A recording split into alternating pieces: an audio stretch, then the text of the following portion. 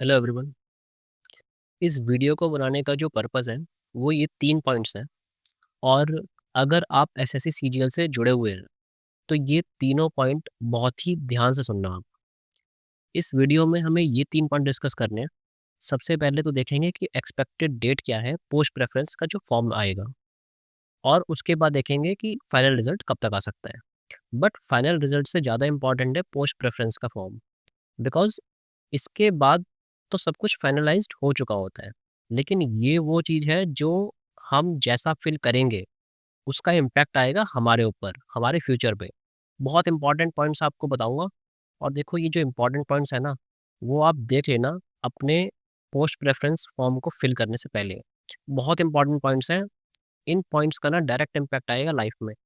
Because एक बार आपको job मिल गई, जॉब तो वही रहेगी, इसलिए ये फ्यूचर से रिलेटेड है, बहुत इम्पोर्टेंट पॉइंट्स हैं। उसके बाद मैं बताऊँगा आपको रियल स्टोरी एक जीएसटी इंस्पेक्टर की और एक टैक्स असिस्टेंट की। और दोनों की स्टोरी अगर आप सुनेंगे ना, तो आपको पता लगेगा कि पोस्ट प्रेफ़रेंस की जो फ़ॉर्म है, उसकी वैल्यू क्या है? क्यों हमें ध्यान से भरना चाहिए, और मैं क्यों बार-बार इस पे जोर दे रहा हूँ, आपको पता लगेगा। इसका लाइफ़ टाइम इम्पैक्ट पड़ता है पोस्ट प्रेफ़रेंस फ़ॉर्म का, ठीक है? अभी देखते हैं। सबसे पहले देखते हैं expected date of post preference. देखिए, जो एसएससी ने सीजीएल 2022 करवाया था, उसमें जो लास्ट एग्ज़ाम हुआ था हमारा, उससे विदिन 45 डेज़ पोस्ट प्रेफ़रेंस का फ़ॉर्म फिल करवाया था। और जो 2023 का सीजीएल मेंस हुआ, उसमें 26 और 27 अक्टूबर को एग्ज़ाम हुआ। उसके बाद 20 दिन में, एप्रॉक्स 20 दिन में, 17 नवंबर को पोस्ट प्रेफ़रेंस का फ़ॉर्म फिल करवाया गया था। और 4 दिसंबर को एसएससी ने फाइनल रिज़ल्ट रिलीज़ कर दिया था। ये एप्रॉक्स 17 डेज़ में। तो यहाँ पर 20 दिन और यहाँ पर 17 दिन। तो आप ये मान के चलिए कि जो 2024 का अभी सीजीएल हुआ है, 18 को हुआ, ठीक है? फिर 20 को हुआ, और सबसे बाद में जो हुआ है वो 31 को टाइपिंग हुई है 18 वालों की। तो अगर हम यहाँ से एक एप्रॉक्स आइडिया लें, तो 15 से 20 के आसपास हमें पोस्ट प्रेफ़रेंस का फॉर्म देखने को मिल सकता है, ठीक है? और इसके बाद फाइनल रिज़ल्ट एप्रॉक्स 20 से 30 डेज़।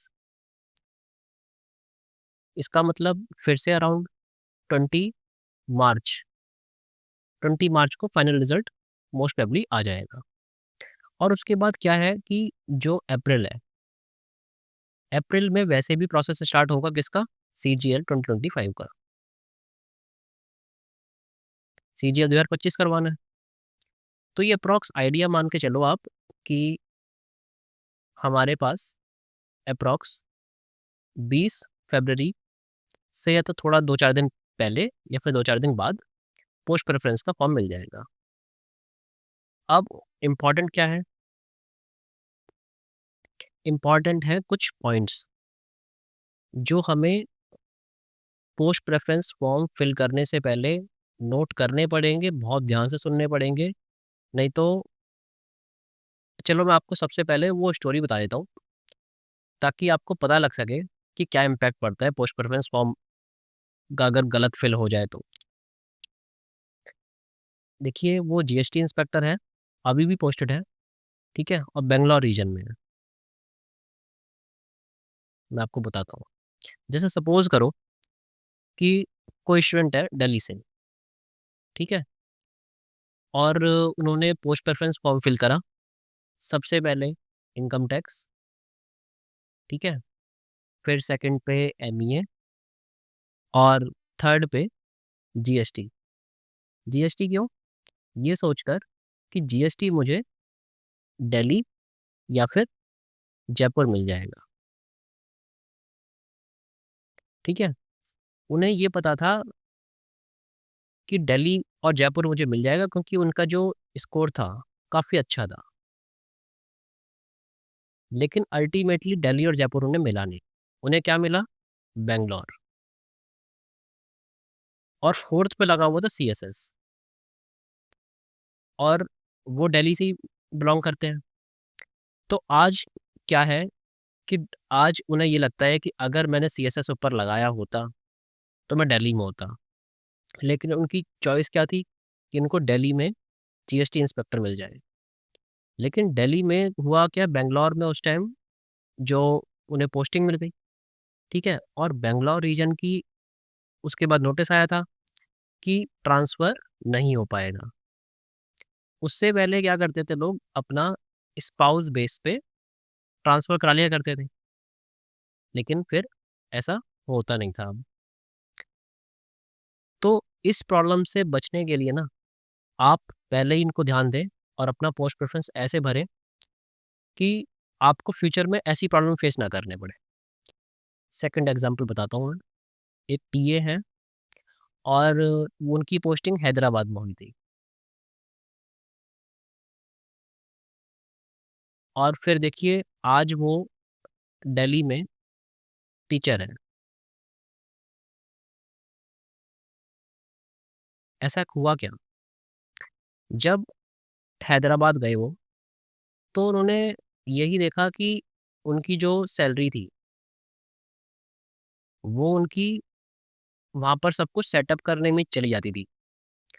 कभी नए एक्सपेंसेस, कभी कुछ, और उनको बाद में यही लगा कि अगर वो होम पोस्टिंग ले लेते, तो बहुत बेटर रहता। उतनी सैलरी में वो अपने जो उनकी होम पोस्टिंग थी, वहाँ पर खर्चा थोड़ा कम होता। बिकॉज़ घर वालों का सपोर्ट रहता है, और बहुत सारे ऐसे एक्सपेंसेस होते हैं जो आपके बच जाते हैं। जैसे ट्रांसपोर्ट का, आप घर जाओगे, कभी फ्लाइट से जा रहे हो, कभी ट्रेन से जा रहे हो। ट्रेन से तो वैसे ही बहुत बहुत ज़्यादा टाइम लगता है, तो इतना टाइम होता नहीं है। आपके पास 3 दिन की छुट्टी है सपोज़ करो, और आपको 1 दिन जाने में लग रहा है, तो 2 दिन की ट्रैवलिंग हो गई। तो ऐसे तो फिर आप 1 दिन रुक पाओगे अपने घर पे, तो ये तो फ़ीज़िबल नहीं है। तो इसलिए इंसान फिर फ्लाइट से जाता है। फ्लाइट से क्या खर्चा आता है? 7 से 10,000, गई महीने की तनख्वाह। तो ये सब क्या है? इसका मतलब होम पोस्टिंग को प्रेफ़रेंस देनी चाहिए। आप ये सपोज़ करिए कि कितने टॉपर्स ऐसे होते हैं जो 2400 ग्रेड पे ले लेते हैं एज़ कम्पेयर टू 4200, लेकिन होम पोस्टिंग ले लेते हैं। क्यों? क्योंकि उन्हें पता है कि होम पोस्टिंग में कम सैलरी में ज़्यादा फ़ायदा है as compare to high salary in other state. अब मैं आपको कुछ इंपॉर्टेंट पॉइंट्स बताता हूँ, जो आपको नोट करने हैं, आपको अपने प्रेफ़रेंस फॉर्म फिल करने से। एक तो प्लीज़ डोंट वेट कि फॉर्म कब आएगा। उससे पहले आप अपनी लिस्ट बना लो कि आपको अपनी प्रेफ़रेंस कैसे फिल करनी है। बिकॉज़ आपने पूरे साल मेहनत करी है, ठीक है? पूरे साल हार्ड वर्क करा है आपने, और उसकी सारी जो मेहनत है, वो कब मिलेगी? जब आपको जॉब मिल जाएगी। तो अपनी जो भी प्रेफ़रेंस है पहले ही फिल कर लो, बाद में आपको एप्रॉक्स क्या मिलेंगे? 4 से 5 दिन, 4 दिन ही मान के चलो, आपको 4 दिन मिलेंगे पोस्ट प्रेफ़रेंस फिल करने के लिए। सपोज़ करो आपने यहाँ पर अपनी होम पोस्टिंग लगाई, यहाँ पर होम पोस्टिंग लगाई, ठीक है? और यहाँ पर आपसे गलती से एक ऐसी मिनिस्ट्री लग गई, जो ऑल इंडिया सर्विस थी, और आपने फिर यहाँ पर होम पोस्टिंग, यहाँ पर होम पोस्टिंग, आपको पता था ये भी होम पोस्टिंग है, लेकिन ऐसा हुआ नहीं, और आपको सपोज़ करो ये जॉब मिल गई। तो आपको ये तो मिलेगी नहीं, क्योंकि जो एक बार अलॉट हो गई पहले, आपके प्रेफ़रेंस के अकॉर्डिंग, फिर बाद की नहीं मिलती है, खत्म। जो एक बार अलॉट हो गई उसके बाद की नहीं देखी जाती हैं। तो अपनी लिस्ट बना लें पहले ही, और उसी के अकॉर्डिंग अपना पोस्ट प्रेफ़रेंस भरें, क्योंकि 4 से 5 दिन आपके लिए कम पड़ जाएँगे।